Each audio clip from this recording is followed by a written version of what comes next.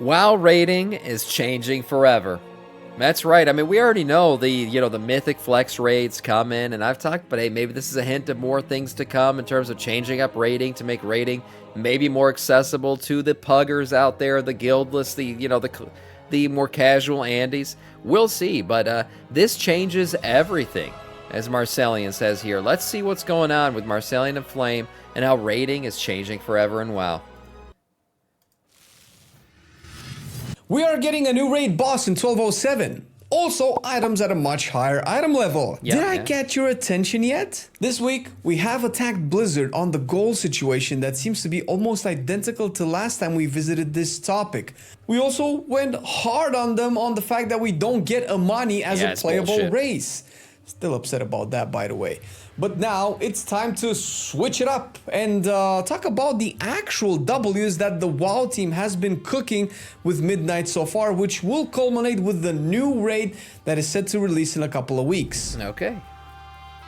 Some W's, yeah, Mythic Flex Raid, that's what I was just talking about. One of the biggest appeals for the Spolfar raid, which is the name of this mini one boss encounter, is the fact that on the Mythic difficulty, this raid is a flex of 15 to 25 players. If this doesn't sound impressive for you, let me tell you 3 things. First of all, Mythic rating, being hard capped at 20 players, has been very intentional and also a decision the devs are very stuck on with no intention of... It always it made sense to me why they would cap it at 20 is because Mythic difficulty is super fine-tuned to be obviously the most difficult rating content in the game.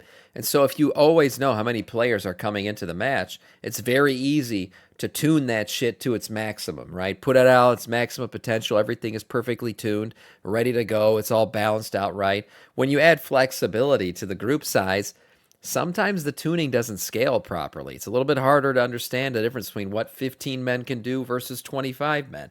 You know, some people know what a lot of men can do in a room with them. I don't know. But when it comes to 15 versus 25, all the mechanics start to get affected a little bit differently. You got extra healers out there. You got extra DPS. How is that going to affect things? What does it mean for certain, like, DPS mechanics? Maybe some of that shit gets changed up. It all has to scale right to maintain what is supposed to be the highest level of difficulty in the game. Of changing it in the foreseeable future at the very least. 20 players makes Mythic rating really good to be tuned around group composition and class representation, we assume, most of the time anyway. With 20 people, you can have one of each class and then stack a few that are exceptionally really good that one season. There have been very few exceptions from this rule in the last 3 or 4 expansions, with most recently rogues, which have been excluded from the race world first. Oh no. Sad rogues. Outside of that, top guilds have made it their objective to have ideally one of each class. That doesn't mean everyone should do it, but having control over group composition as a WoW developer, I imagine, would make the content easier to design and tune. I'm, of course, not talking... Yay, they will finally let me get carried to Mythic Raid. Look, one thing this does do, for sure, flex rating allows for, more flexibility, maybe more people to enter into Mythic Raid. But I've been saying for a while now, if they want people to be able to pug Mythic Raid, you guys already know, you could say it in chat before I even say it. What do you got to do to Mythic Raid to actually make this shit puggable at some point? Like, just let people the fuck in. You got to remove the lockout, man. You got to get rid of the damn lockout. Get rid of that shit. Unlock my boy. That's right. And I'm fine with there being a lockout for Race to World first. And those first 100 guilds, for whatever the fuck the achievement is that you get for being one of the first one. And then as soon as that event's over, because it ended already right now in this current patch, as soon as it's over, achievements are locked in. Congratulations to those who completed the race in time and did all the shit right. Now let's remove the lockout. By removing the lockout, you allow people to pug the bosses individually, to actually join pugs. You allow, really good guild players to actually be willing to jump into pugs and help people out. And at the same time, you also stop the thing where you go through the trouble of forming up a Mythic raid, and then maybe somebody fucks up one mechanic on the first boss and the raid wipes. The entire fucking thing disbands because everyone's worried about getting locked out on the first boss. Everyone gets scared of being stuck in a group that's not going to be able to get past the after the first boss. Is not going to be able to do anything, so they don't want to get locked for the week, so they just leave. And that's a problem. That's why fucking people don't really pug Mythic Raid. If they want this shit to be puggable, you got to remove the lockout at some point. I'll keep saying it until it happens. I don't know if it'll ever happen. Talking about the multiple. Hey Sam, I started my own guild on Doomhowl Hardcore. If you're interested in trying Hardcore, let me know. I have your officer role ready. Oh my god, what an honor. What an honor it would be. If I do play Hardcore, that'll be the way I do it. Thank you, Plump. I appreciate that, man. Nerfs that always hit Mythic Raids and lower difficulties as well, because those nerfs happen strategically to give the most amount of people a chance at clearing the whole thing without invalidating the prestige around clearing it early where it's most difficult. That ties into the second thing. Mythic Raids being restricted to 20 people creates a harder competitive environment for players to engage in as the ultimate goal in a particular WoW season. Having 20 consistent players all work towards the same goal is difficult, especially if you are an adult. On paper, if you ever organized anything anywhere with 3 or more people, you would know how hard it is to get everyone on the same page when it comes to doing stuff, let alone 20 people. Yet if 20 people... Yeah, now imagine all those people are like age 35 to 50, and they're all balding, and they're all just fucking doing their shit. Imagine how hard it is to get all those guys together. And I know there's some girls sprinkled in there. There's also some balding guys who are pretending to be girls. There's that shit too. But either way, it is. It's really hard to get all these people lined up every single night to go into Mythic Progress. So certainly the flexing part of it's going to help with that. People can actually come together and like herding cats, right? For a common objective to be cleared. They get to do the pinnacle of WoW. 20 years ago, it was like a bunch of 18-year-olds getting together in a LAN room and raiding together. Yeah, that was much easier. Much easier than the current issue we deal with all these balding men. PvE, a Mythic Raids. Because of what this means for the game, the devs never budged on the number requirement for a raid. Lastly, we need to discuss 10-man raiding. 10-man raiding in a modern conversation mostly refers to Mythic raiding being available for 10 people, since all the other difficulties already are flex raids.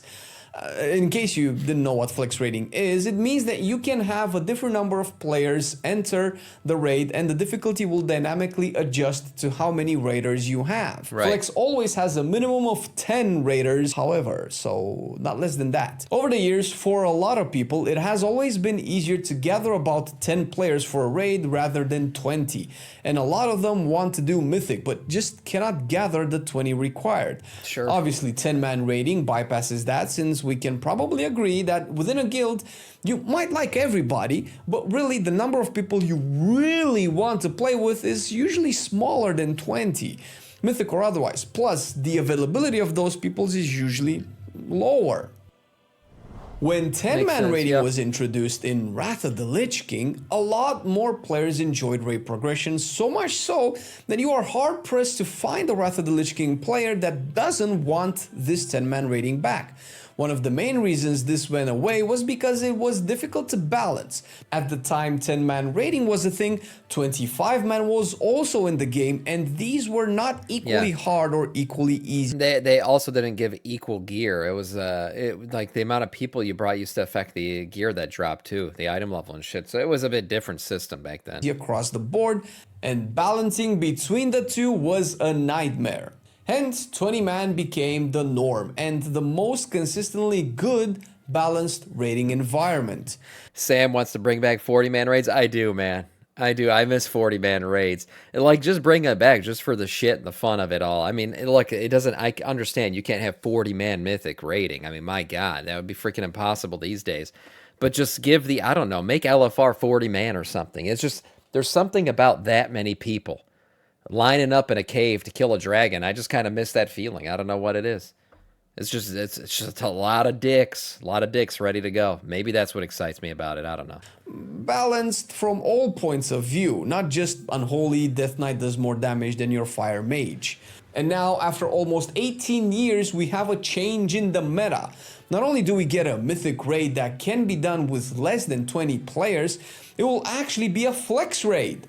The number of players it will be tuned around will be 15 to 25, meaning that if you bring 14 players, the boss won't have less HP or do fewer mechanics than on 15. But the change will be perfect for a lot of players that have been itching to try Mythic raiding, but just couldn't get around to doing it because of whatever logistical... The lag would be impossible. Yeah, the queues would be impossible. I know. There's a lot of reasons you can't do it. I mean, really, if you wanted to do like 40-man raids again, you'd probably have to have like mega servers. That would be the only way realistically for something like that to happen. Like our currently like pods of 4 servers, that just wouldn't work. We need mega servers. One giant server, all the WoW players, and then you could have 40-man raids again. Issues their guilds encountered. This also means another thing. Maybe 10-man raiding is no longer a dream. Blizzard changed, oh. I know it's hard to believe that Blizzard changed, and I totally get where you're coming from. I was there when the patch launched with more bugs than my university shared bedroom. I was there when specs were broken for a whole season before fixed. I know stuff isn't perfect, and likely never will be. But Josh says, I want solo raid. That's called story mode raiding. You have it. Go ahead and do it. I also remember back in BFA and Shadowlands when the community was burning inside because the devs were absolutely silent. They weren't fixing the game. They were creating borrowed power nobody asked for and putting us on covenant grinds that they could have totally removed but said they couldn't until they did.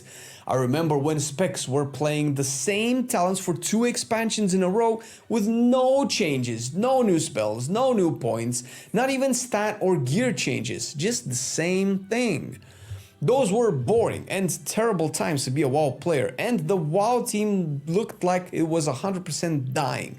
I remember when everyone jumped ship to Final Fantasy because WoW was killed by scandals and, well, very nasty stuff.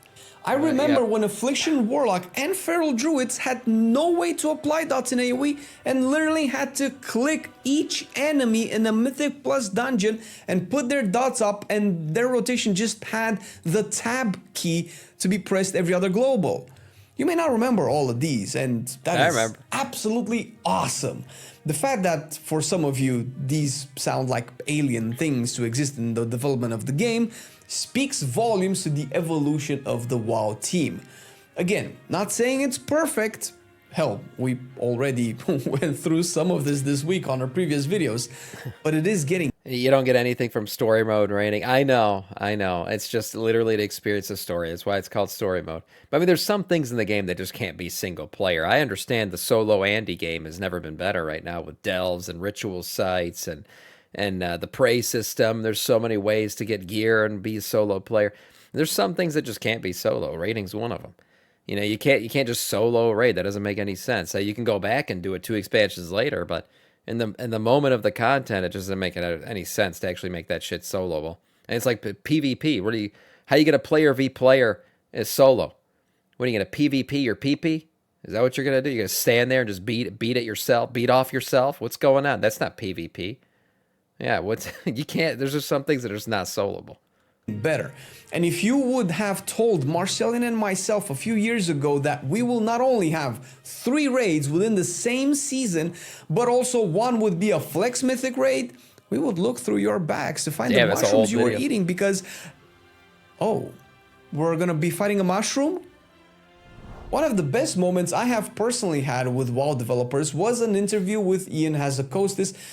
I can't remember who had it. I think it was Taliesin and Evitel, but Ian said 2 things in the last few years that I enjoyed. One was, sorry for Shadowlands, and 2 was that the formulaic design of WoW's endgame content is a problem.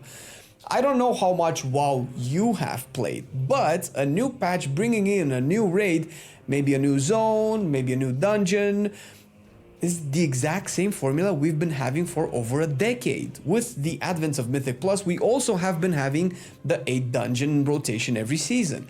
But it was always the same thing. You could predict 90% of the content of a patch by looking at the patch you are in. New raid, 8 new dungeons, a new rep, a new zone. That sounds good in a vacuum, but do this 3 to 4 times per expansion for 4 to 5 expansions in a row, and now you have 12 to 20 seasons of the exact same content, just repackaged. The fact that this formula has been flipped this season is an incredible sign.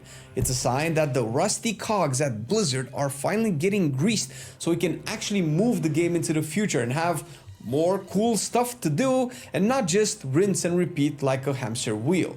The fact that we have our very first Flex Mythic raid since Mythic became a difficulty 12 years ago is a sign that the rigidness of WoW development is changing even more.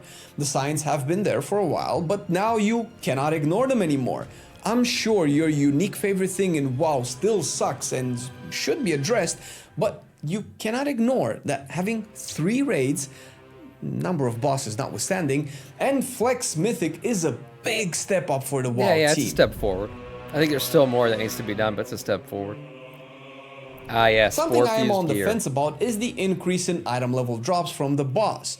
Recently, we have had the Ascendant Void Cores that we are using to raise the item levels of weapons and trinkets, particularly those of 6 out of 6 hero and myth tracks respectively, to 285 and 298 item levels also respectively. The loot table of Rotmire, the new raid boss, will... Yeah, I mean, some people feel like this is going to make it feel required, but I mean, how else do you get people to do a raid if you're not incentivizing them with gear?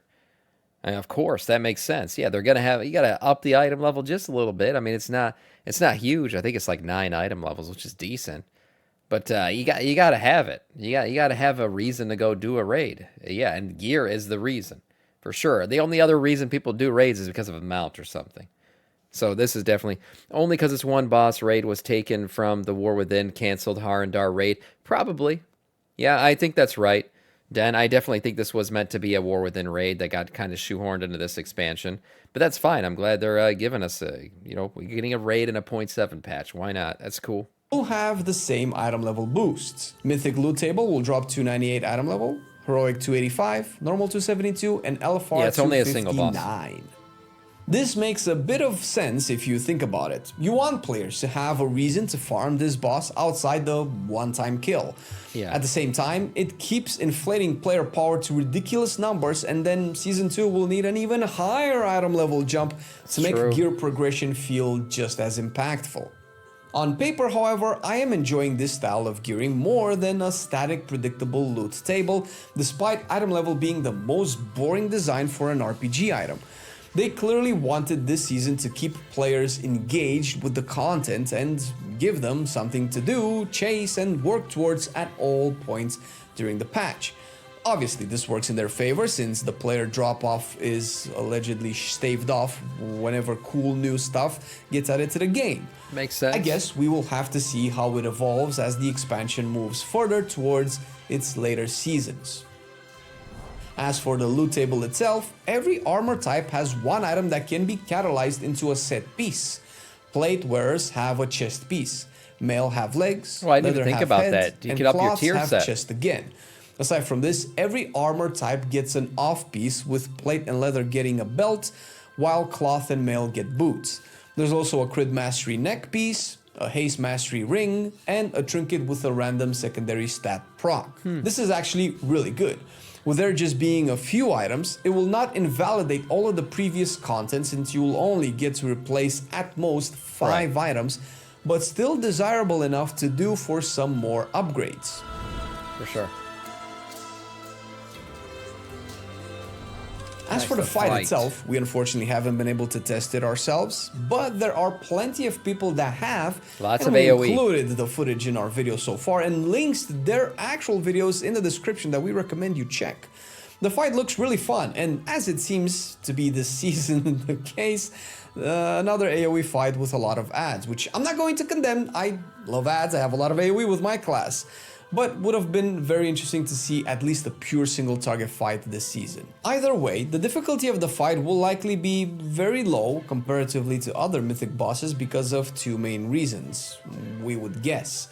One would be that this is supposed to act as an intro fight for non-mythic raiders to test out mythic raiding. Sure. 2 would be because, on paper, it should be harder to balance around 15 to 25 players, and having a rigid tuning on it will probably prove more trouble than it's worth. Hence, keeping it on the easy... We'll see what the raid comps look like, because this thing is definitely... We talked about the fight itself. Was it on Friday, I think? Yeah, it was on Friday. and it's AoE like out the ass. It's about like dominating these ads, separating the ads so they don't touch each other and do this cross pollination ability. And then the ads come back. You got to burn them down extra quick. It's like all this ad management. This is what this fight is. So I could imagine a lot of like ranged DPS being really big here. Maybe melee that's better at. We just saw with some of the class buffs this morning that like they're buffing some melee AoE abilities, which makes sense, right? Rogues are getting a bunch of buffs to their AoE abilities. I think warriors are too. So for this fight, that makes sense. Your side will push it into more people and group compositions. And actually, a third thing is that this is a raid fight introduced more than 4 months into the season. A lot of players would have dropped off by now. It has to pull people into trying pull people it, back for sure. but also adjust to a much scarcer player base. It just isn't the same thing as Voidspire or Dream Rift being released early on. At least in theory, which means all the more that you should try it. Bring your casual friend in as well. The items at the very least will be 100% best in slot. If you thought we are shilling for Blizzard, you need to watch our recent Amani video. It's ideal to take in the bad with the good and acknowledge both sides, and I have to be honest, their stance on Amani trolls is a little bit disappointing at this point. Yeah, nice video overall, though, from Marcellian, and interesting stuff about the raid. I am excited about getting a 0.7 raid. I think it'll be fun to get in there, do a new boss fight, get even better gear. I mean, gear is always the motivation, so it's going to be cooler to up our item levels. Nice stuff overall from Marcellian and Flame. We'll see what comes, well, this raid comes out in a 0.7.